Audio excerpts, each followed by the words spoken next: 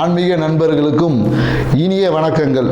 நான் உங்கள் மோசஸ் உளவியல் ஜோதிடர், சென்னையில் இருக்கேன்.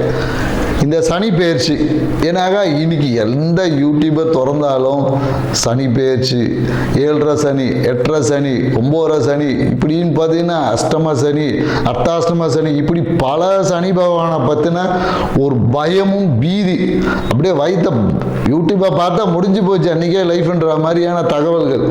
என்னடா இந்த சனி பெயர்ச்சி? சரி, இது சனி பெயர்ச்சின்னா சனி பகவான் அவ்வளோ ஒரு கொடூரமான ஆளா அப்படின்ற மாதிரி சனி பகவானை பார்த்து அலறக்கூடிய, பயந்து ஓடக்கூடிய அளவுக்கு அவரை அப்படி ஒரு டெரரிஸ்ட் மாதிரி அவரை வச்சிருக்காங்க. ஆனால் உண்மையாகவே நம்ம பார்த்தீங்கன்னா சனி பகவான் அப்படிப்பட்டவரா? சனியோட காரகத்துவம் அவ்வளோ ஒரு ஒஸ்டான காரகத்துவமா? இல்லை சனி பார்த்தா கோடி நன்மை, சனியை கொடுக்கறதுக்கு என்ன சொல்லுவாங்க, சனி பகவான் கொடுத்தா தடுக்கிறதுக்கு ஆள் இல்லைன்னு நம்ம சொல்லக்கூடிய அதே நண்பர்கள் தான் சனி பகவானை பற்றி இப்படி ஒரு விஷயங்களை சொல்லி நம்மளை பயம், குழப்பம், மனுஷன் எதையா பண்ணுறது அப்படின்ற ஒரு தயக்கம், குழப்பம் எல்லாத்தையும் போட்டு நம்மளை அப்படியே ஒரு முடிவெடுக்க முடியாமல் ஒரு திணற அடிக்கக்கூடிய தன்மையில் கொண்டு போய் விட்டுட்டு, இங்கே போனால் இந்த பரிகாரம் செய்கிறது, அங்கே போனால் அந்த பரிகாரம் செய்கிறது, பரிகாரமே செஞ்சுட்டு அப்புறம் வாழ்க்கை எப்படி தான் வாழ்கிறது, இப்படின்ற ஒரு குழப்பங்கள் எல்லாம் உங்களுக்கு இருக்கும். இதுக்கு எல்லாத்துக்கும் இந்த ஒரு காணொலியை முழுசாக பாருங்கள், மொத்தத்துக்கும் உங்களுக்கான விடை கிடைச்சிடும். ஸோ இந்த சனி பகவானா என்ன? முதல்ல சனி பகவானும் ஒன்றும் இல்லைங்க.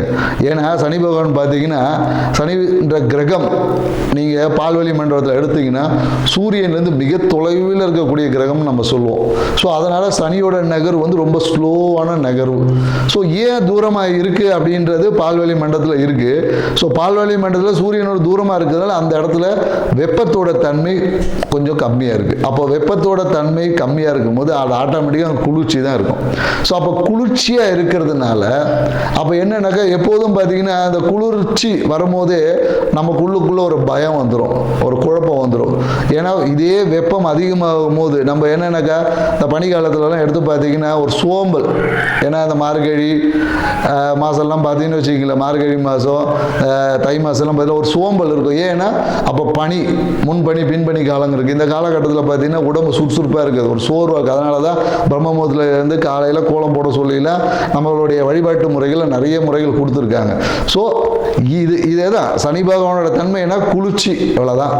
குளிர்ச்சினாவே அங்கே பயம், இருட்டு. ஸோ இவ்வளோதான் விஷயங்கள். ஏன்னா இந்த குளிர்ச்சி நம்ம உடம்புக்குள்ளே வந்துட்டாவே நம்மளுடைய விஷயங்கள் எல்லாமே பார்த்தீங்கன்னா பிரச்சனைக்குரியதாக மாறும். அதே குளிர்ச்சி தான் பல விஷயத்தை சரி பண்ணக்கூடியதாக இருக்குது. இப்போ ஏன்னா சனி பகவான் நிற்கக்கூடிய பாவம்னு சொல்லக்கூடிய அந்த 3, 6, 11 இந்த பாவத்தில் நின்னா நற்பலன்களை கொடுப்பாருன்னு சொல்கிறோம். மற்ற பாவங்கள் இருந்தால் கெடுபலன்களை கொடுப்பாருன்னு சொல்லி நம்மளோட ஜோதிட சாஸ்திரம் சொல்லுது. உண்மையாகவே நற்பலன் எப்படி கிடைக்குது, கெடுபலன் எப்படி நடக்குது, இவ்வளோதாங்க விஷயம். இதை தெரிஞ்சால் உங்கள் வாழ்க்கையில் இந்த சனி பெயர்ச்சியில் எந்த சனி பெயர்ச்சி வேணாலும், சனி எந்த பாவத்தில் இருந்தாலும் அதை நம்ம எதிர்கொள்ள முடியும். ஸோ இப்போ இந்த 3ஆம் பாவத்தில் சனி பகவான் இருக்காரு. 3ஆம் பாவம் என்பது ஜோதிடத்தை பொறுத்தவரையும் விஜய வீரியஸ்தானம். ஸோ விஜய வீரியஸ்தானம், இந்த விஜய வீரியஸ்தானத்தில் சனி பகவானுக்குமா அந்த குளிர்ச்சி தன்மை வேணும். ஏன்னா அந்த இடத்துல நம்ம அதிகப்படியான வெப்பம் இருந்தால் என்ன ஆகும்னா நம்மளுடைய அந்த விந்தணுக்கள்னு சொல்லக்கூடிய எல்லாமே அந்த வீரியம் என்பது அடிபட்டு போகும். தேவையற்றத விரயம், உயிராற்றல் விரயம் அங்கே ஏற்பட்டுரும். அப்போ உயிராற்றல் விரயம் ஏற்பட்டால் நம்மளால் எந்த ஒரு விஷயத்தையும் முழுமையாக செய்ய முடியாது. நம்மளோட ஆயுள் என்பது குறையக்கூடிய வாய்ப்புகள் இருக்குது. ஏன்னா நம்மளோட வீரியம் எந்த அளவுக்கு, அதனால தான் நம்மளால பார்த்தீங்கன்னா இந்த வீர விளையாட்டுகள்லாம் வச்சாங்க. எதுக்கு வச்சாங்க? அந்த காளை அடக்கிற போட்டிலாம் வச்சாங்க. ஏன்னா அந்த 3ஆம் பாவம் வலுக்கும் போது தான் அந்த மரணத்தை எதிர்த்து போராடக்கூடிய ஆற்றல் நமக்கு கிடைக்கும். ஸோ அப்போ அந்த 3ஆம் பாவத்தை எப்படி இருக்குன்னா கொஞ்சம் குளுமையாக இருக்கணும்.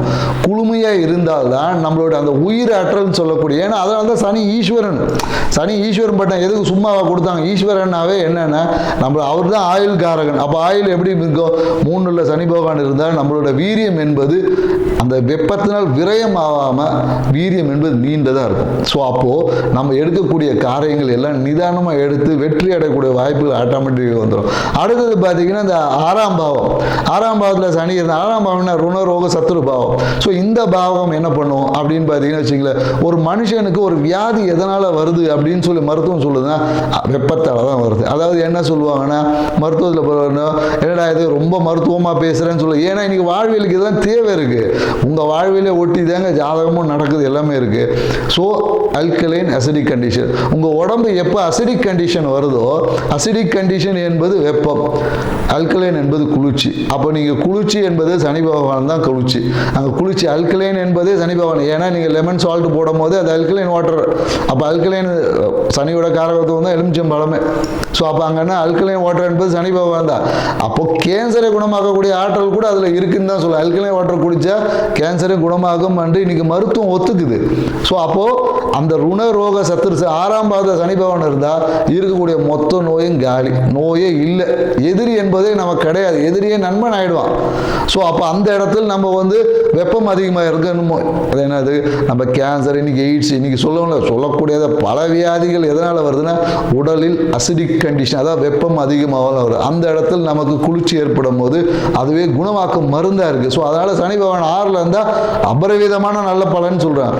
அதே 11ஆம் பாவம் லாபஸ்தானம், மனமகிழ்ச்சி. இப்போ லாபம் மனமகிழ்ச்சி எங்கே இருக்கும்னா, இப்போ நம்ம மனமகிழ்ச்சிக்காக எங்கே போகிறோம்? ஊட்டி கொடைக்கானல் தான் போகிறோம். ஊட்டி கொடைக்கானல்னா என்ன? குளிர்ச்சியான பிரதேசங்கள். மலை பிரதேசம் போகும்போது ஹாப்பியாக ஹனிமூன்லாம் போகிறாங்க. எதுக்கு போகிறாங்க? குளிர்ச்சி. அப்போ அந்த குளிர்ச்சி இருக்கும்போது தான் மனம் என்பது மகிழ்ச்சி அடையும். மனம் என்பது தேவையில்லாமல் எங்கே, மனம் என்பது அதிகப்படியான வெப்பத்தினால மனம் என்பது அலைபாயும்.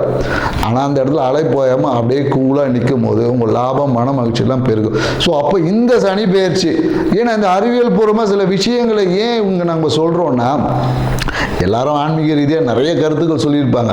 இங்கே அறிவியல் பூர்வமாக ஏன் சொல்லணும்னா, இன்னைக்கு மக்கள் அறிவியலை தான் நம்புற, அறிவியல் சொல்ல தான் ஏற்றுக்கு நம்ம இன்னைக்கு போகிறோம். அப்போ அறிவியல் பூர்வமாக ஒரு விஷயத்தை அணுகும் போது இந்த சனி பேச்சில் எந்த கிரக பேச்சையும் இலகுவாக நம்மளால் கடந்து அந்த தன்மையிலேருந்து நம்ம ஜெயிச்சு மேன்மை பெற முடியும். நம்ம வாழ்க்கையை அடுத்த ஒரு நிலைக்கு கொண்டு போக முடியுமானா கண்டிப்பாக முடியும். ஸோ அதை தான் நம்ம இங்கே சொல்ல வருது. ஏன்னா இந்த கோயில்கள் நிறைய பரிகாரங்கள் சொல்லப்படுது. இந்த கோயிலுக்கு போனால் என்ன நடக்கும்னா, நம்மளுடைய ஏன்னா சனியோட தத்துவம் பார்த்தீங்கன்னா ஆகாய தத்துவம். அதாவது என்னென்னாக்கா கோயில்கள் எல்லாமே விமானம் வச்சுருப்பாங்க. பழங்காலத்து கோயிலில் பார்த்தீங்கன்னா இந்த 12 வருஷம் இந்த குடமுழுக்கெல்லாம் போடுவாங்க, அந்த விமானம் சொல்லுவாங்க. அந்த விமானம் என்பது என்னென்னாக்கா பிரபஞ்சத்தோட தொடர்பு இருக்கும். அப்போது அந்த விமானத்தின் வழியாக நீங்கள் கோயிலுக்கு போக உங்களோட ஆகாய தத்துவம் என்பது விரிவடையும். ஆகாயம் நமக்கு எந்த அளவுக்கு இடம் கொடுக்குதோ அவ்வளோ தூரம் நம்மளுடைய லக்ஸரி லைஃப் என்பது இருக்கும். அப்போ தான் மற்ற பஞ்சபூதங்கள் நெருக்கடி இல்லாமல் அதனுடைய வேலையை செய்வது. அப்போ ஆகாயம் என்பது அந்த இடத்துல விரிவடையும். விரிவடைந்த ஆகாயத்தோடு நம்மளோட வாழ்வியல் முறை பெற, வெறுமனே கோயிலுக்கு போயிட்டு வந்து 2 பேருக்கு அன்னதானம் கொடுத்துட்டு வந்துட்டு சனி பகவானோட விஷயம் தீர்ந்துருமானா கண்டிப்பாக தீராது. உங்களோட வாழ்வியல் முறையிலும் கண்டிப்பாக மாற்றங்களை ஏற்படுத்தணும்.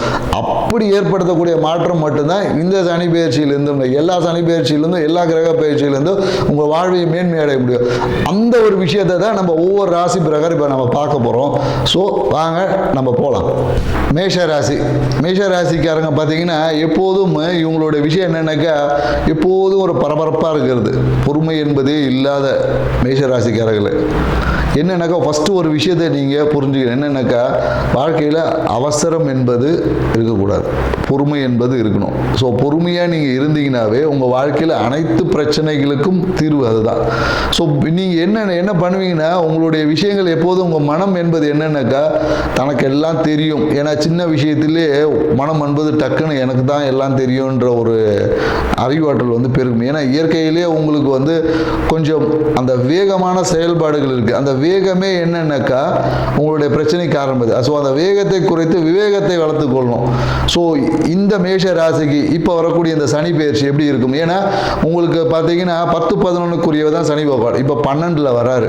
ஸோ அப்போ 12ன்ற போது என்னன்னாக்கா அயன சயன போக ஸ்தானத்தில் வராரு. ஸோ இந்த காலகட்டத்தில் உங்களுக்கு தான் சொல்லியிருப்பாங்க 7.5 சனியின் தாக்கம் தொடங்கி இருக்கு. இந்த 7.5 சனி இது என்ன பண்ணும்? உங்களை ஒன்றுமே இல்லை, உங்களுக்கு சோம்பலை கொடுக்கும், தூக்கத்தை அதிகமாக வச்சுக்கும். என்னன்னாக்கா எந்திரிக்கவே முடியாது, அப்படி ஒரு தூக்கத்தை கொடுக்கும். இன்னொன்று என்னன்னாக்கா உங்களுடைய பேச்சே வந்து என்னன்னாக்கா அப்படியே ஸ்லோவாகிடும். நீங்கள் எப்படி பரபரப்பாக பேசக்கூடிய வார்த்தையில் அப்படியே ஸ்லோ, நிதானம். இன்னொன்று என்னக்கா இந்த காலகட்டத்தில் நீங்கள் என்ன பேச்சு வாக்கு கொடுத்தீங்கனாலும் அதெல்லாம் உங்களால் செயல்படுத்த முடியாது. ஸோ இந்த காலகட்டத்தில் இந்த சனி பேச்சு எங்கெங்கெல்லாம் பிரச்சனை வரும்னு பார்த்தீங்கன்னா உங்களுடைய பேச்சு சாணத்தில் கொஞ்சம் கவனமாக கவனம் தேவை. ஸோ அதனால் பேச்சை சரியாக பேச கற்றுக்குங்க. இன்னொன்று என்னென்னாக்கா, உங்களுக்கு இப்போ ஏன்னா இத்தனை வருஷமாக நீங்கள் பார்த்தீங்கன்னா அந்த வீடு கட்டுவதில் ஒரு சிரமம் இருந்திருக்கும், வீடு சார்ந்த விஷயத்தில் ஒரு பிரச்சனை இருந்திருக்கும், வீடு என்னடா கட்டி ஆரம்பிச்சுட்டு அப்படியே விட்டீங்களே, இந்த சனி பயிற்சி உங்களுக்கு அந்த முழுமையாக்கி கொடுக்குமானா கண்டிப்பாக முடியும். ஏன்னா இந்த காலகட்டத்தில் உங்கள் வீடு முழுமையடையும், கிரகப்பிரவேசம் பண்ணீங்க, பாலை காசுவீங்க. ஸோ இந்த காலகட்டத்தில் என்னென்னாக்கா, மேஷ ராசிக்காரங்களுக்கு விரயம் என்பது இருக்குது, அதை நீங்கள் சுப விரயமாக மாற்றிக்கிறது தான் உங்களுக்கு பரிகாரமே. என்னன்னாக்கா, இந்த காலத்தில் வருமானத்தை கொண்டு போய் என்ன பண்ணுவோம், நம்ம முதலீடு பண்ணுறோம்னு சொல்லி இந்த மேஷ ராசிக்காரங்க பண்ணிங்கன்னா அவ்வளோதான், வராது. ஸோ அதையே நீங்கள் சுப விரயமாக உங்களுக்கான ஒரு அசட் இல்லை தங்கம் வாங்குறது, உங்கள் ஒரு பொருளாக நீங்கள் சுப விரயம் பண்ணிங்கன்னா அது நாளைக்கு உங்களுக்கு பயன் தரும். ஏன்னா இந்த காலகட்டத்தில் என்ன ஆகிடும்னா, இந்த எட்டாம் பாவம் சார்ந்த விஷயத்தில் ஒரு சின்ன பிறகு, ஏன்னா இந்த கோர்ட்டு கேஸு இந்த மாதிரியான விஷயங்கள் எல்லாமே ஒரு செட்டில்மெண்ட்டுக்கு வரும். என்னென்னாக்கா, ஒன்று நீங்கள் காசை கொடுத்து செட்டில்மெண்ட் ஆகும், இல்லை பேசி ஒரு முடிவு பண்ணலாம் என்ற ஒரு நிலைக்கு இந்த காலகட்டத்தில் வரும். ஸோ மேலும் என்னென்னாக்கா, வேலை விஷயமா வெளிநாடு போகக்கூடிய வாய்ப்புகள் உண்டு. வேலை விஷயமா வெளிநாடு போவாங்க, படிப்பு சார்ந்த விஷயத்துக்கு வெளிநாடு போகக்கூடிய வாய்ப்புகள், மாணவர்கள்லாம் பார்த்தீங்கன்னா இந்த காலத்தில் படிப்பு சார்ந்த விஷயத்தில் வெளிநாடு போகக்கூடிய வாய்ப்புகள் கண்டிப்பாக இருக்குது. ஸோ இந்த காலத்தில் லாபத்தை அப்படியே முதலீடு பண்ணி 10 ஆக்கிடலான்னு நினைக்காதீங்க, லாபத்தை சுப விரயமாக மாற்றுங்க. எங்கேயாவது முதலீடு பண்ணுவதாக இருந்தால் உங்களுடைய 100 ரூபாய் இருந்துச்சுன்னா அதில் 5 ரூபா மட்டும் முதலீடு பண்ணுங்க. 100 ரூபா கொண்டு போய் அப்படியே போட்டிங்கன்னா 10 பைசா கூட வராது. ஸோ 100 5 ரூபா வந்து முதலீடு பண்ணுங்க, மீதி 95 சுப விரயமாக சேஃப் டெபாசிட்ஸ் அந்த மாதிரியான விஷயங்களில் பண்ணிங்கன்னா அது உங்களுக்கு வேறு ஏதாவது ஒரு சமயத்தில் அதை எடுத்து பயன்படுத்துறதுக்கான யூஸ் ஆகுமானா கண்டிப்பாக ஆகும். ஸோ அதனால் வேலை சார்ந்த விஷயத்தில் உங்களுக்கு வெளிநாடு பயணம் இருக்குது, ஸோ மனமகிழ்ச்சிக்காக சுற்றுலா போகக்கூடிய விஷயம் இருக்குது. ஆனால் என்னென்னாக்கா, இதை எல்லாத்தையும் சரியாக அனுபவிக்கணும்னா உங்களுடைய சோம்பலை தவிர்க்கணும். ஸோ முதல்ல நீங்கள் காலையில் சீக்கிரம் எந்திரிக்கக்கூடிய ஒரு பழக்கத்தை வச்சுக்கோங்க. இந்த காலகட்டத்தில் மன அழுத்தம் என்பது கண்டிப்பாக இருக்கும். ஏன்னா குழந்தைகளால் ஏதோ ஒரு பிரச்சனை வரும். ஸோ மனம் சார்ந்த விஷயத்தில் ஒரு அசிங்கம் அவமானத்தை மனம் சந்திச்சே ஆகும். ஸோ அதனால் நமக்கு என்னடா இது அசிங்கப்பட்டு அவமானப்பட இதெல்லாம் தூக்கி போட்டு இதெல்லாம் வாழ்க்கையில் சாதாரண விஷயம் என்ன சொல்லுவாங்க இந்த. ஸோ இதெல்லாத்தையும் நம்ம பெருசுப்படுத்தாமல் இருக்கணும். அதை தான் இதுக்கு பரிகாரமே, வேற ஒன்றும் கிடையாது. வருவதை ஏற்றுக்கொள்ளக்கூடிய மனப்பக்குவத்தை வளர்த்து நம்ம சுறுசுறுப்பை இந்த காலகட்டத்தில் வச்சுக்கினா இந்த சனி பயிற்சி உங்களுக்கு மிக லாபகரமாக கொண்டு போக முடியும். மேலும் என்னன்னாக்கா, உங்களுடைய இந்த சுற்றம் சார்ந்த விஷயத்தில் ஒரு அழுத்தம் இருக்குது, உங்களை வீட்டை சுற்றி இருக்கக்கூடிய நபர்கள் இல்லை உங்கள் இளைய சகோதரர் சார்ந்த விஷயத்தில் பிஸ்னஸ் பண்ணலான்னு கூப்பிடுவான். ஸோ இந்த காலகட்டத்தில் கொஞ்சம் யோசித்து செய்யப்பட வேண்டும். ஏன்னா யோசித்தா மட்டும்தான் இந்த காலத்தில் என்னன்னாக்கா, தந்தை சார்ந்த விஷயத்தில் ஒரு வருமானம். ஏன்னா தந்தைக்கு வந்து ஒரு இன்சூரன்ஸ் காசு எப்போ வந்து ஒரு இன்சூரன்ஸ் போட்டு வச்சிருப்பேன், அந்த காசு இப்போ முதிர்ச்சி அடைந்து இப்போ வரக்கூடிய காலகட்டமாக இருக்குது.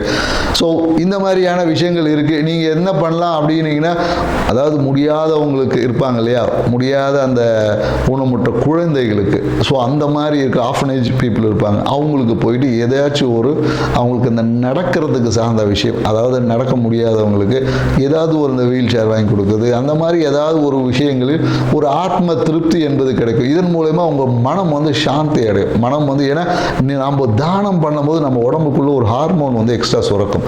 அந்த ஹார்மோன் சுரக்கும் போது அதுவே என்னன்னாக்கா மன தைரியத்தையும் மன உத்வேகத்தை கொடுத்து இந்த சனி பயிற்சி உங்களுக்கு மகிழ்ச்சிகரமாக ஆக்கி தரும்.